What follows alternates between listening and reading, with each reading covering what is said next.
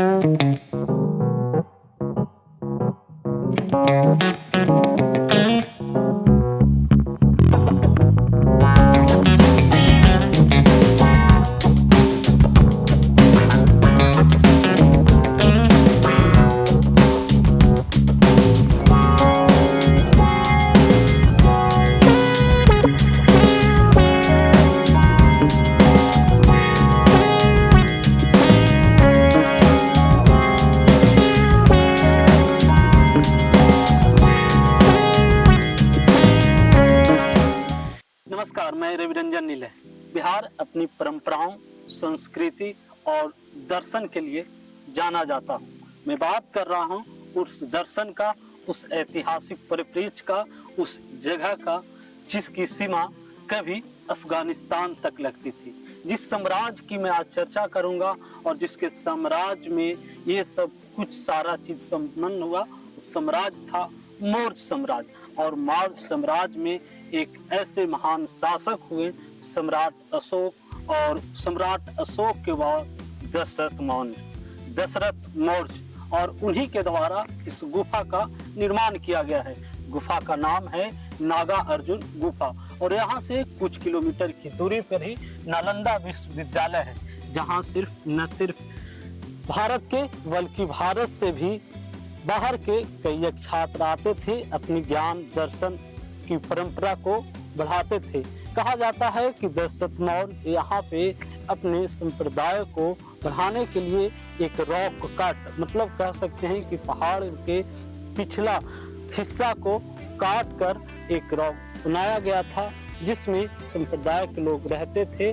और उन्हीं को रहने के लिए दशरथ मांझी के द्वारा, माफ कीजिएगा, दशरथ मांझी नहीं, दशरथ मौर्य के द्वारा इस गुफा को बनाया गया था। और बौद्ध परंपरा में एक महान दार्शनिक हुए जिनका नाम था नागा अर्जुन, और उन्हीं के नाम पर इस गुफा का नाम नागा अर्जुन गुफा रखा गया। देखिए, मैं जिस जगह पे खड़ा हूँ, आप देख रहे होंगे कि अभी 2026 में हूँ, और बिहार सरकार के द्वारा लगातार वैसे पर्यटक क्षेत्रों को बढ़ावा देने के लिए लगातार कुछ न कुछ काम हो रही है। मैं दिखाने की कोशिश करूंगा कि देखिए, अभी मरम्मती का काम चालू है, और कुछ शिलालेख में आप देख सकते हैं कि ऊपर में हिस्से में लिखा हुआ है।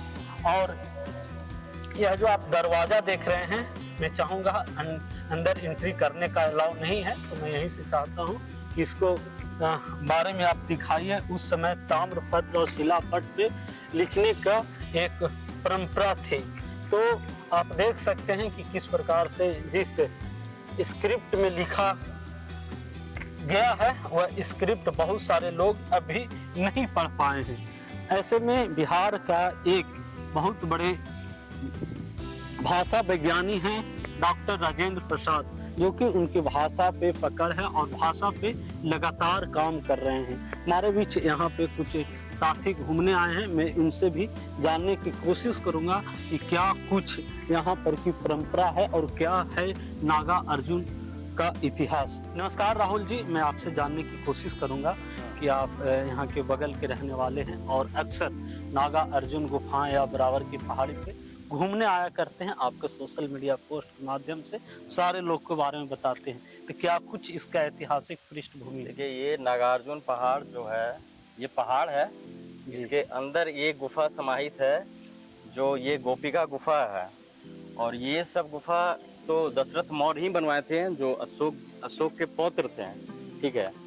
और उस समय के समकालीन पृष्ठभूमि पर देखा जाए तो ये 3री शताब्दी का ये सब गुफाएं हैं। और इसका आप देखिए नीलय जी, आपको हम बता रहे हैं, इसका नक्काशी देखिए, नक्काशी जो है कितनी शानदार और इतनी चिकनाहट है। उस समय इसको तराश कर बनाया जा रहा है, बात समझिए। और ये शिलापट जो है, इस तरह का शिलापट जो मतलब शुद्ध रूप से पाली भाषा ये सब है, पाली भाषा का ही लिखा गया ये शिलापट है। और पूरी तरीके से उस समय का सोचिए कि वास्तुकार किस लेवल का होगा, बात समझिए। इस तरह एक पहाड़ को काटकर गुफा का निर्माण करना कोई मामूली बात नहीं है। आप जब थोड़ा सा गेट के पास गए थे, या मैं अभी बाहर भी हूँ, तो इको कर रहा है। हाँ, जब आवाज बोलते हैं तो उधर से भी बैक वही चीज तो बोल रहे हैं कि आप देख लीजिए भाई कि उस समय का वास्तुकार का क्या लेवल था। सोचिए, अभी भी जैसे देखिए, अभी भी हम मान लेते हैं कि कम से कम 10 मीटर तो है, मतलब है, फिर भी देखिए कि साउंड कितना इको कर रहा है, कोई मामूली बात नहीं है। और उस समय इसमें देखिए सबसे बड़ी बात यह है कि जब आजीवक संप्रदाय के लोग रहते थे यहाँ, मकालीपुत्र गौशाल और उनके जो भिक्षु थे, इस परिप्रेक्ष्य में भी बनाया गया है कि जो धूप कर रहा है और गर्मी के दिनों में पूरी तरीके से ये शीतल रहता है, ठंडा, मतलब अंदर में ठंड रहता, प्योर, बिल्कुल एकदम ठंडा रहता है, बिल्कुल ठंडा। और उसी के दृष्टिकोण से ये बनाया गया है कहीं, क्योंकि बिहार के बारे में तो आप देख ही रहे हैं गर्मी किस लेवल का रहता है, खास करके मगध का क्षेत्र जो है। और ये अब तो जिला भाई जहानाबाद हो गया है, तो गर्मी देख लीजिए किस लेवल का रहता है। अभी फरवरी का ही माह है, फिर भी देखिए गर्मी किस लेवल का हो गया है। बिल्कुल बिल्कुल। तो उस समय के परिप्रेक्ष्य में बनाया गया था इस दृष्टिकोण से। और वास्तुकार के बारे में सोचिए किस लेवल का वास्तुकार था। तो ये सब कोई मामूली बात नहीं है। ये पूरा पत्थर जो देखिए, ये पूरा पत्थर का ये जो कम से कम अभी का जो दीवार उठ रहा है, तो न्यूनतम आप घर देखिएगा तो बहुत तो 10 इंच का दीवार हो रहा है। ये कम से कम तो दीवार है, ये देख रहे हैं कितना है जी। ये मान के चलिए कि इसको हम कितना कर सकते हैं, अभी तो नाप नहीं सकते हैं, लेकिन ज्यादा ही होगा, 50 इंच से ज्यादा है, एकदम उतना से ज्यादा ही होगा। और पूर्व में आप जितने बार भी हमने यहाँ पे सैर किया है, यात्रा की घूमने का काम किए हैं, गांव से मेरा दूर भी नहीं है ज्यादा। अब देखिए इस दृष्टिकोण से यहाँ पे देखिए कि हम लोगों ने इस तरह से लिखने का काम किया था कि देखिए ये संरक्षण के लिए इस चीज को दिया गया है जी, ये अंदर कोई इसमें प्रवेश न करे और जो भी है उसको नुकसान ना। और बिल्कुल इसके और सोचिए उस जमाने में और अब जमाने में बहुत सारे मैंने क्या बोलिएगा क्षतिग्रस्त भी किया गया। देखिए भाषाई रूप से क्षतिग्रस्त भी किया गया है। संरक्षण के लिए यहाँ पे अंगरक्षक रहते हैं। अब पहले इस तरह का नहीं था। अंगरक्षक भी हमको लगता है कि 1-2 महीना हो रहा होगा भाई आपका नियुक्ति, 1-2 महीने पहले आए हैं। अब बताइए, और इस लेवल पर जब काम हो रहा है और पौराणिक धरोहर को संरक्षित करने का काम किया जा रहा है। तो ऐसे ही होगा ना जी। और सबसे बड़ी बात है कि देखिए कि इस लेवल पर हम कहते हैं कि भारत में इसको ना जाने अलग बात है। अब एक उपन्यास है ए पैसेज टू, है ना, ए पैसेज टू इंडिया, है ना, इंडिया जी, एम फोस्टर का। बिल्कुल। अब बताइए कि उनका उपन्यास है, उस पे मूवी बन रहा है। भारत के कितने लोग जान रहे हैं और इसके बारे लोग जान रहे हैं, इसके उस उपन्यास में इसके बारे में प्रॉपर वर्णन किया गया। अब मारावार उसको जिक्र किया गया उपन्यास। तो हम लोग का दुर्भाग्य की बात है भाई कि भारत में रह रहे हैं, इसको कोई जान भी नहीं रहा है। चलिए, ये तो कम से कम अच्छी बात है कि इस वीडियो के माध्यम से आप इस ऐतिहासिक परंपरा को, ऐतिहासिक चीज को जो नहीं जान पा रहे थे, आपको जानने का एक बार मौका मिलेगा। इसके बारे में आप बतलाएं।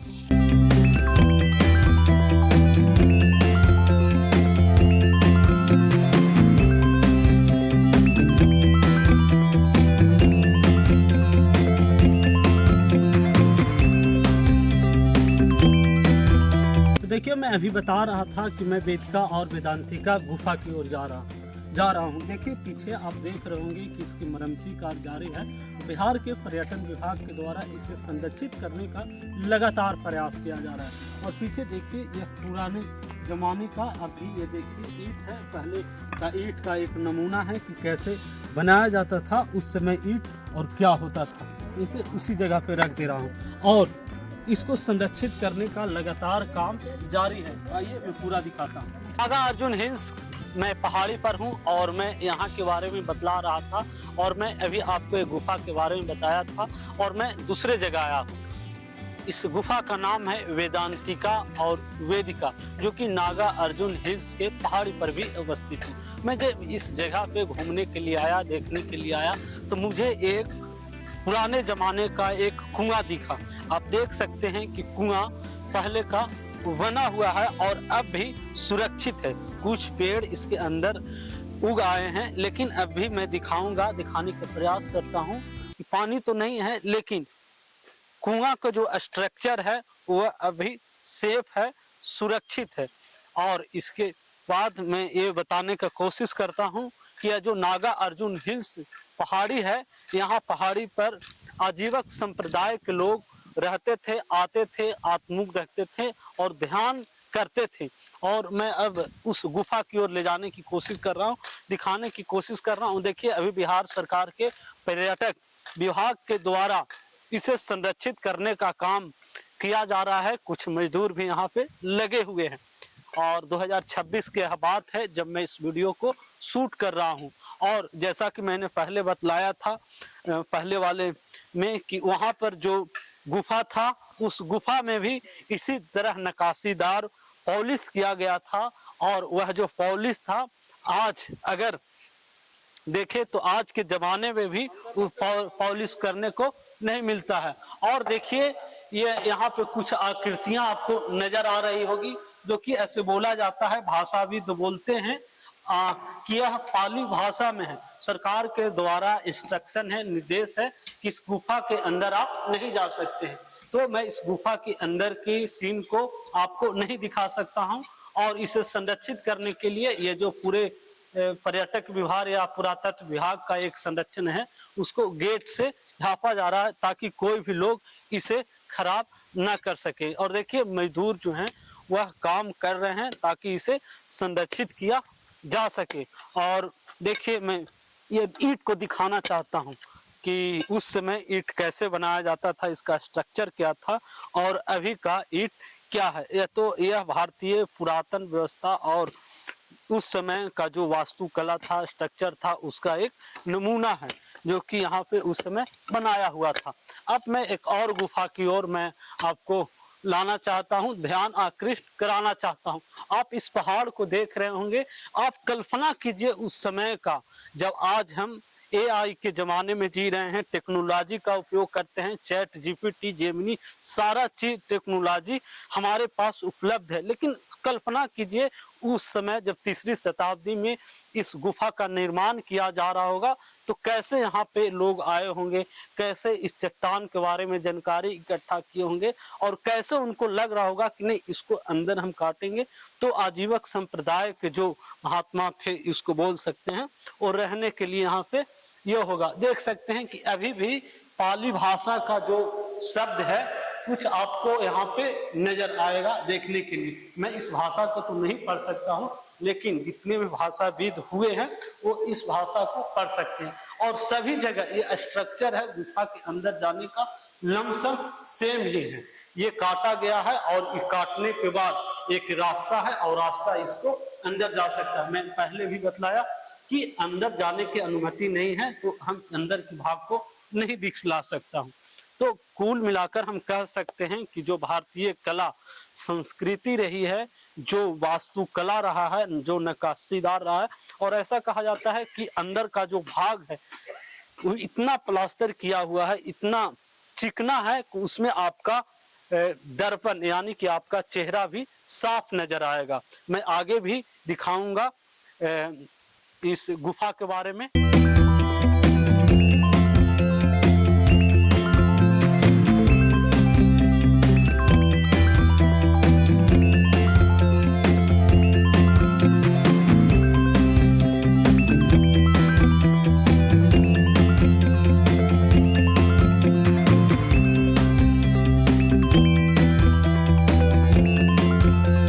जब पूरे विश्व में सम्राट अशोक का कीर्ति पताका फहरा रहा था तो ऐसे में बराबर जो कि उस समय बराबर के नाम से ही जाना जाता था आजीवक संप्रदाय को ठहरने के लिए आश्रय देने के लिए आया। यूँ कह सकते हैं कि जब सम्राट अशोक ने कलिंग युद्ध के बाद शस्त्र का त्याग किया तो धर्म के प्रति उनका आस्था विश्वास इतना जगा तो आजीवक संप्रदाय को ठहरने के लिए रहने के लिए इस नागा अर्जुन हिल्स पर 7 गुफाओं का निर्माण कराया। उसी में से मेरे पीछे आप देख रहे होंगे कर्ण चौपर गुफा है।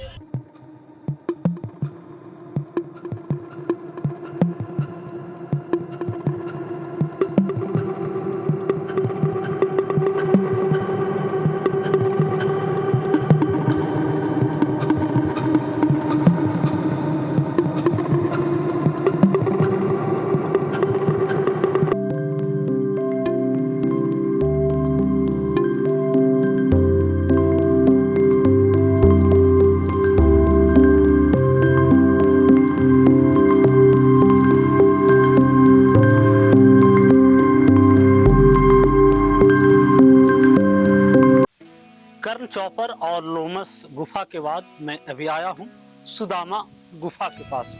इसके बारे में जानकारी इकट्ठा करूँगा, बताऊँगा। इसके पहले यहाँ कुछ लोग आए हुए हैं, मैं उनसे जानने की कोशिश करता हूँ कि आखिर यहाँ बराबर पहाड़ पर जो आए कैसे आए, क्यों आए और फिर यहाँ आने की आपको कैसे लगा कि नहीं चलिए बिहार जाते हैं तो कम से कम बराबर भी घूमना पड़ेगा।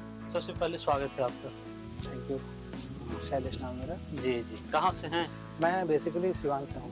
That is my home town. I was born and brought up there. But मेरी पढ़ाई लिखाई पटना से हुई थी और +2 के बाद मैं एयरफोर्स ज्वाइन कर लिया।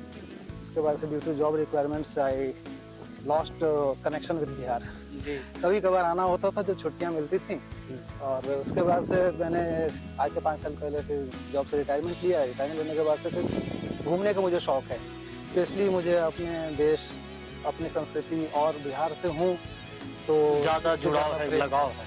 तो ये सब चीज़ें जो स्पेशली यूनिक हैं जो कि हमारे हिस्ट्री में है और हमें नहीं बताई गई हैं और हमने भी तब ध्यान नहीं दिया। मुझे लगा कि मुझे जानना चाहिए, देखना चाहिए।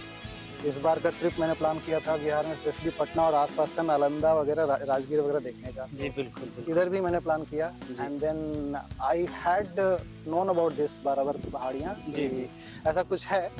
सो आई थॉट कि ओके मैंने अपना पूरा का पूरा प्लान आज का शिफ्ट कर दिया इस तरफ बराबर पहाड़ियों के लिए। और बहुत एंजॉय करने की बात है। मैं फौज में रहा हूँ तो वो मुझे पुराने दिन याद है कैसे ट्रैक करके वहाँ तक जाना और लकीली मेरे पास मेरा वो बैकपैक पड़ा हुआ है। जी जी। तो मेरे लिए आज का इंड्योरेंस हो गया बट कहाँ कहाँ घूमे ब्रावर पहाड़ अभी आए तो? मैं अभी यहाँ की जो 3 गुफा है, गुफाएं हैं, गन चौपर, लोमस और अभी सुदामा गुफा के पास, ये 3 गुफाओं को मैंने अभी देखा और कैसा लगा बहुत घूमने सुंदर। के बाद? मतलब I am proud of this thing कि ये चीज़ें अभी हमें बाहर में लोगों को नहीं पता है या लोग हमें वो भाव नहीं देते हैं, मैं ये कहूँगा।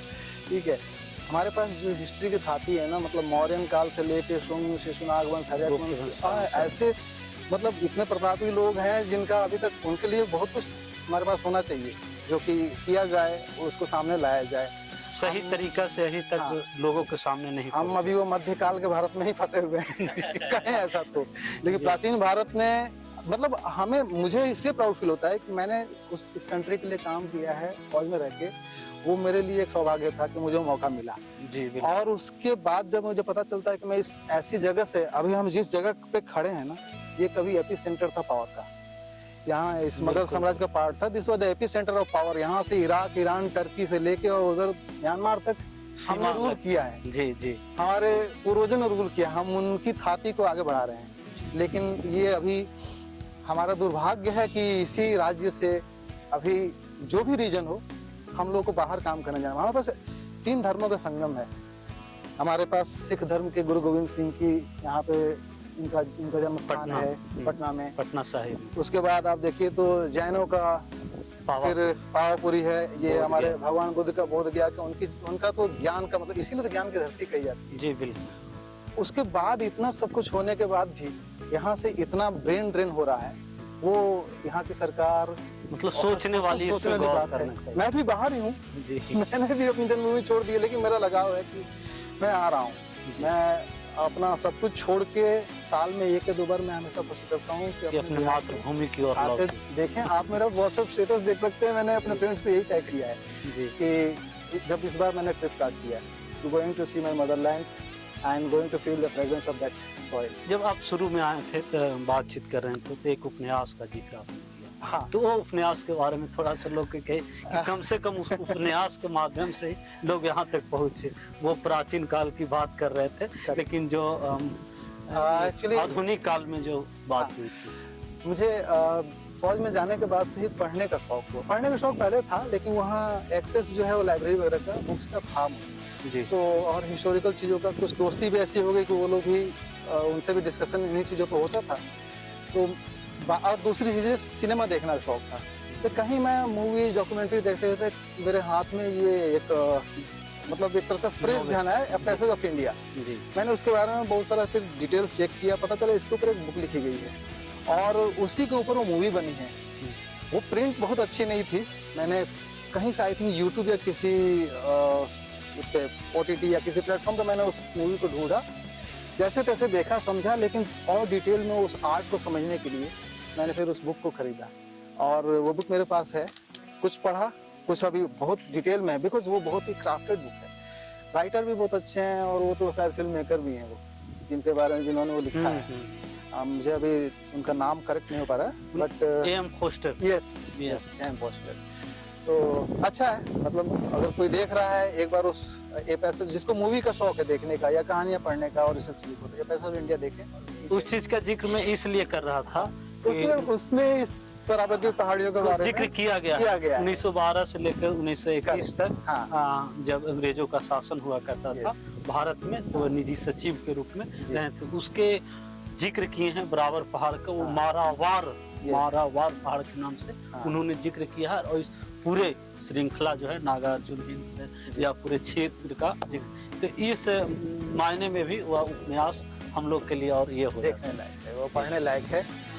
और लोगों को क्या मैसेज देना चाहेंगे जो बाहर, बिहार से बाहर से हैं, अगर आना चाहते हैं? मैसेज तो मेरा यही रहेगा कि पहले तो एज ए रिटायर्ड फौजी सबसे यह कहूँगा, अपने देशवासियों से जो भी हैं, चाहे वो श्रीनगर का हो, चाहे वो कन्याकुमारी का हो, चाहे वो बिहारी हो, चाहे राजस्थान का हो, चाहे कहीं का भी, सबसे पहले अपने से ऊपर अपने देश को रखें।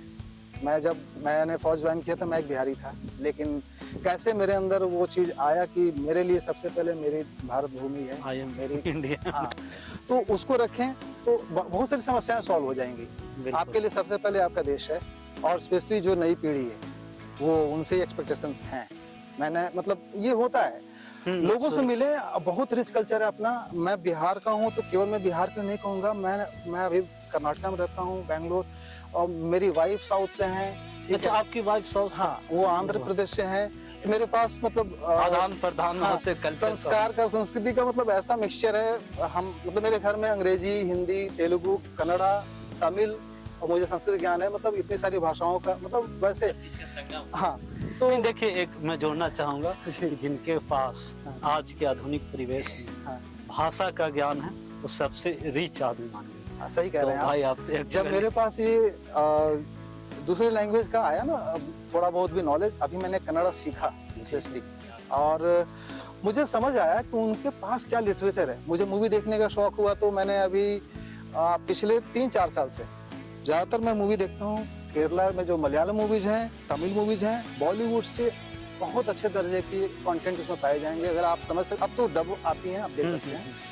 मतलब मेरे पास तो लिस्ट पड़ी हुई है, वो सब जब मौका मिलता है तो वो सब मूवीज को देखता हूँ, और लगता है इतनी क्रिएटिविटी है हमारे यहाँ भी है।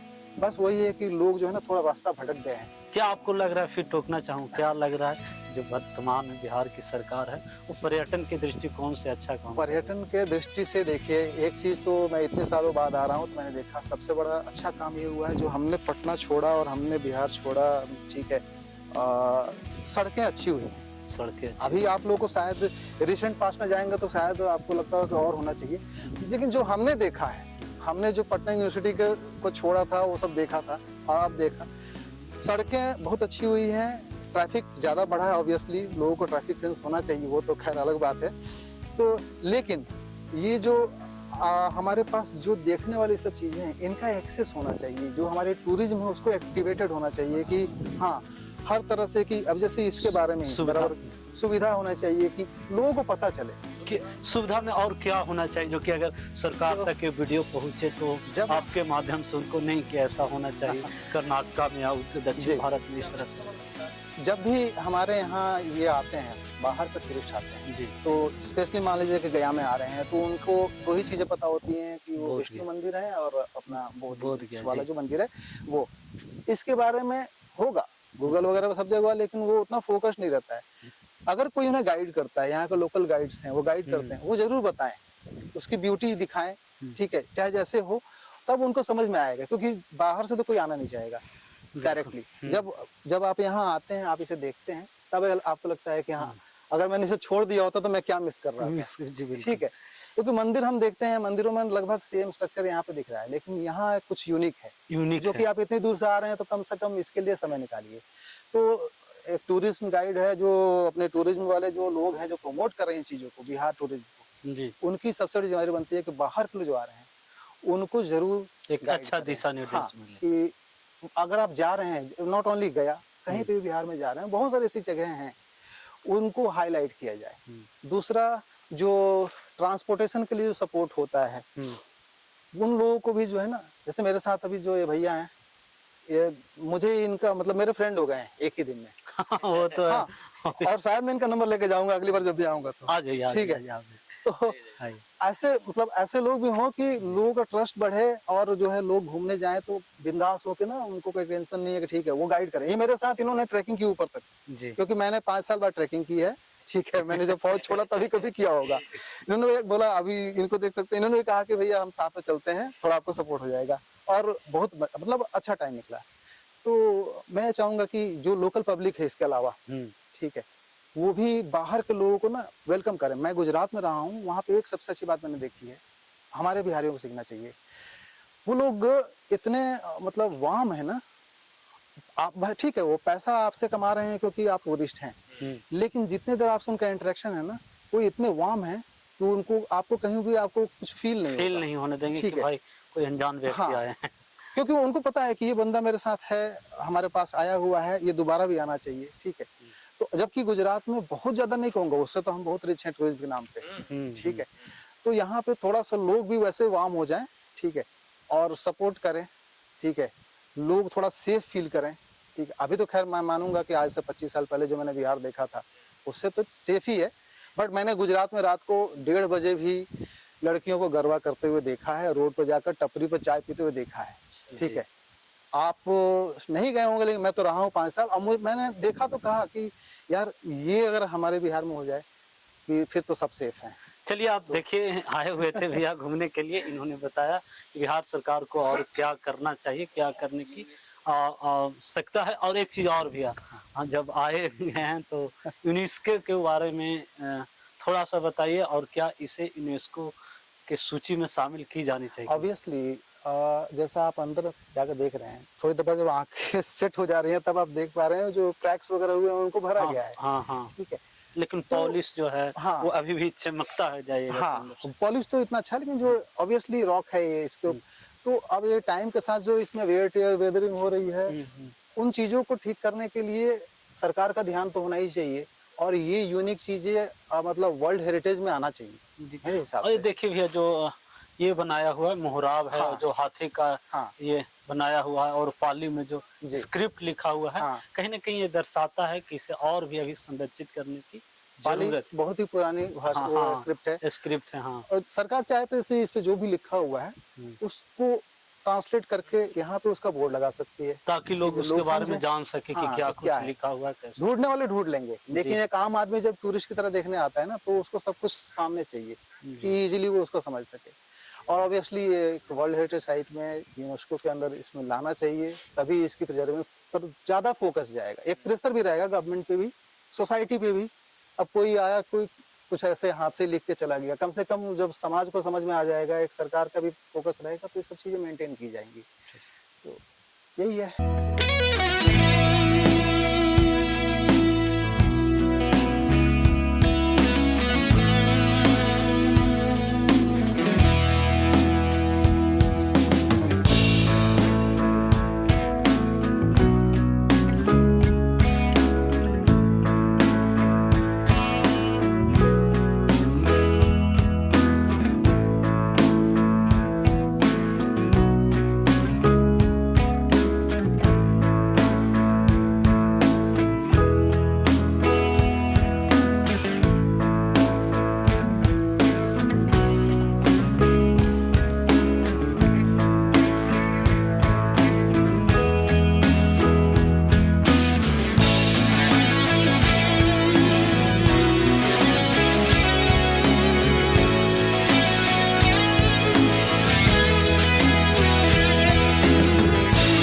और मेरे पीछे आप देख रहे होंगे कि लोमहर्ष यह गुफा है, और अभी तक मैंने 6 गुफाओं का जिक्र किया।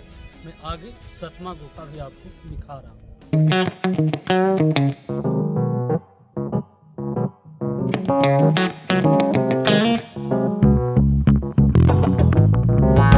बराबर पहाड़ के मुख गुफा से सिर पूरब में एक गुफा है, उसका नाम का जिक्र नहीं है, लेकिन इसको राजवली पांडे के एक किताब में इसका जिक्र आता है, जिसको खतलिक बोलते हैं। ऐसा राजवली पांडे का किताब में जिक्र किया गया है। अब तक नागा अर्जुन हिल्स के बराबर पहाड़ पर कुल 7 गुफाओं का अभी आपको मैंने बताया। मैं दिखा रहा हूं कि आइए दिखाइए कि किस प्रकार से यह गुफा है, और जितना भी गुफा है उसका जो यह आप देख सकते हैं कि दरवाजा है, सबसे चौड़ा दरवाजा है। चूंकि अंदर जाने का, मैं बार बार कह रहा हूं कि अंदर जाने की इजाजत नहीं है, इसलिए मैं अंदर नहीं जा सकता हूं। आप यहाँ पे देख सकते हैं कि पाली भाषा में स्क्रिप्ट लिखा हुआ है, और कुछ लोगों के द्वारा इसे खराब भी किया गया है, और इसी को संरक्षित करने के लिए सरकार के द्वारा लगातार इन गुफाओं को संरक्षित करने का लगातार प्रयास जारी है। और इसके अंदर यह गुफा छोटा सा है, और इसके अंदर देखिएगा तो जितने भी गुफा आपको देखने को मिलेंगे, कुल 7 गुफाओं में से ये अंतिम गुफा है। और जैसा कि मैंने पहले बताया कि इसे नाम नहीं दिया गया है, और इसे खतलिक कहा गया है। तो इस प्रकार से कह सकते हैं कि अभी भी यह जगह आज भी सरकार के संरक्षण करने के लिए अपने आप को कह रहा है, पुकार रहा है। लेकिन मैं चाहूँगा इस वीडियो के माध्यम से आप जो भी लोग देख रहे हैं इस वीडियो को उसके माध्यम से, ताकि इस पूरे गुफा को, नागा अर्जुन हिल्स बराबर पहाड़ी के गुफाओं को यूनेस्को के हेरिटेज साइट में सम्मिलित किया जाए, ताकि पर्यटक के दृष्टिकोण से इसे बढ़ावा तो मिलेगा ही मिलेगा, ताकि यहाँ के लोग को जब पर्यटक आएंगे तो रोजगार भी मिलेगा और एक अलग नाम पहचान भी मिलेगा। तो अभी मैंने आप इस वीडियो के माध्यम से पूरे आज के नागा अर्जुन हिल्स और बराबर पहाड़ी के 7 गुफाओं के बारे में बताया। कैसा लगा यह वीडियो हमें कमेंट करके जरूर बताएं, और अच्छा लगे तो इस वीडियो को शेयर करें, लाइक करें, ताकि इस वीडियो के माध्यम से अधिक लोग आ सके और यहाँ पे देख सके। धन्यवाद। आप देख रहे थे एडीआर मीडिया और मेरे साथ थे कैमरामैन रोशन कुमार, सहयोगी में अंकित, और इनके पूरे स्क्रिप्ट के जो लिखे थे वो थे हमारे अहम मित्र राहुल आर दांगी, जो कि केंद्रीय विश्वविद्यालय में मेरे जूनियर रहे हैं और अभी शोधार्थी काम कर रहे हैं। और इसके साथ साथ ये जो पूरे वीडियो के बनाने में जिनका अहम योगदान है, उनका नाम हुआ अमित कुमार वर्मा। धन्यवाद।